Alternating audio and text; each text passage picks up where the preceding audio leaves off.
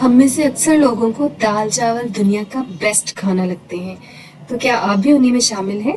Comments में ज़रूर बताइएगा। तो अस्सलाम वालेकुम everyone, welcome to hit test, जहां आपको हमेशा मिलती हैं बहुत ही मज़ेदार लेकिन 100% गारंटेड रिजल्ट वाली रेसिपीज़।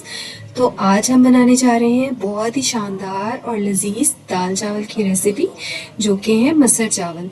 तो ये अक्सर घरों में हमारे बनाए जाते हैं, सबका थोड़ा डिफरेंट डिफरेंट स्टाइल है। तो आज आप मेरे स्टाइल में इसको बनाइएगा तो आपको उम्मीद करती हूँ बहुत ज़्यादा अच्छा लगेगा और सब बहुत शौक से खाएंगे। तो चैनल पर अगर आप नए हैं तो प्लीज़ चैनल को पहले सब्सक्राइब करके बेल आइकन को प्रेस कर लें, ताकि आपको सब आने वाली वीडियोस बर वक्त मिल सकें। और वीडियो अच्छी लगे तो प्लीज़ लाइक शेयर और सब्सक्राइब भी ज़रूर करें। तो जल्दी से चलते हैं रेसिपी की तरफ। तो इसके लिए मैंने ले ली है आधा किलो दाल मसूर, साबुत मसर जिसको हम बोल देते हैं।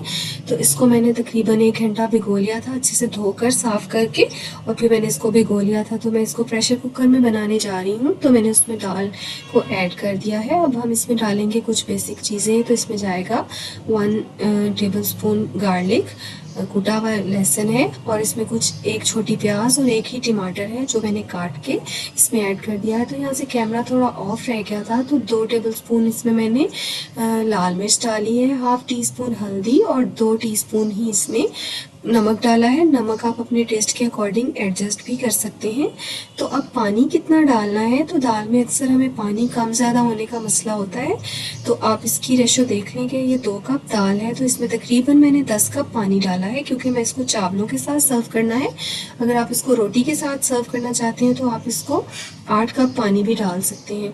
तो जब विसल चलना शुरू हो गई थी, तो विसल चलने के बाद इसको 10 मिनट कुक कर तक आपने इसको प्रेशर देना है। मतलब कि विसल चलने के एग्जैक्ट 10 मिनट के बाद मैंने इसको रिमूव कर लिया है और ढक्कन खोला है। तो ये देखिए दाल बिल्कुल अच्छे से गल चुकी है, क्योंकि मैंने दाल को भिगोया था 1 घंटा। तो अगर आप इसको कम ज़्यादा भिगोएं तो आपका कुकिंग टाइम थोड़ा 12 से 15 मिनट भी हो सकता है।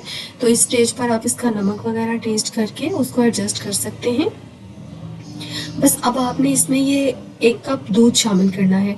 अगर आपको खट्टी दाल पसंद है तो आप इस स्टेज पर दूध की बजाय इसमें 2 टेबलस्पून इमली का पल्प ऐड करें, उससे भी बहुत अच्छा फ्लेवर आता है। ख़ासतौर से जिन लोगों को खट्टी दाल अच्छी लगती है तो वो इमली का पल्प शामिल कर लें। लेकिन मैंने इसमें 1 कप दूध शामिल किया है, और इस दूध से इस दाल का कॉम्बिनेशन जो है वो इसको और ज़्यादा मज़ेदार बना देता है। और ये देखें, दाल कुक होने की एक पहचान है कि दाल को मिला हुआ होना चाहिए। मतलब ये नहीं कि पानी अलग है और दाल अलग तैर रही है, सब चीज़ों को अच्छे से यकजान हो जाना चाहिए। तो ये पहचान होगी कि आपकी दाल अच्छे से कुक हो चुकी है। तो आपने इसको दूध शामिल करने के बाद 4 से 5 मिनट ढक दें। तो ये दोबारा से इसको कुक कर लें और बस फिर आपकी दाल रेडी है। अब हम इसका तड़का तैयार कर लेंगे। तो तड़के के लिए मैंने 8 से 10 लहसुन के जवे इनको बारीक काट लिया है। आप चाहें तो मोटा कुटा हुआ लहसुन भी ले सकते हैं। और इसमें शामिल कर दिया है तकरीबन पौना प्याली ऑयल। अगर आपके पास घी अवेलेबल है तो आप इसमें घी ऐड करें, उससे इस दाल को 4 की बजाय 10 चांद लग जाएंगे। मतलब कि घी से इसका फ्लेवर बहुत ज़बरदस्त आएगा। लेकिन अगर आप घी नहीं डालना चाहते तो आप मेरी तरह ऑयल भी शामिल कर सकते हैं। तो जब लहसुन थोड़ा गोल्डन होना शुरू हो गया था तो इसमें 1 टीस्पून ज़ीरा ऐड कर दिया है। बस अब हम इसको बहुत ज़्यादा जलाएंगे नहीं। अच्छा सा जब इसका गोल्डन कलर आ गया है तो इसमें आप कड़ी पत्ते अगर आपके पास हैं तो वो भी ऐड करें। मैंने इसमें कटा हुआ धनिया और हरी मिर्चें ऐड की हैं, खूब सारी हरी मिर्चें ले ली और धनिया। और बस हमारा तड़का रेडी है। इसको हम शामिल कर देंगे अपनी कुक्ड दाल में, और ये मज़ेदार और ज़बरदस्त दाल रेडी है। इतनी मज़ेदार और फ्लेवरफुल है कि आप इसको एक दफ़ा ट्राई करें। और जो नहीं भी पसंद करते, इंशाल्लाह वो भी इसको बहुत ज़्यादा शौक से खाने वाले हैं।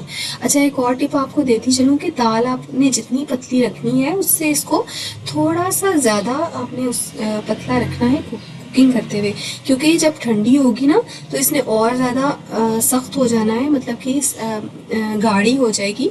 तो आपने इसमें थोड़ा सा उसका बैलेंस रखना है कि जितनी आपको गाढ़ी चाहिए उससे थोड़ा सा ज़्यादा पतला इसको चूल्हा बंद कर दें और फिर ये ठंडी होकर खुद से गाढ़ी हो जाएगी।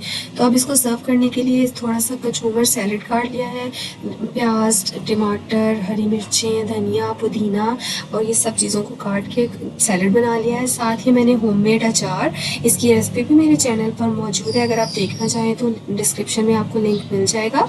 तो इसको अचार, सैलेड और सर्व करें दाल के साथ और ये मज़ेदार दाल रेडी।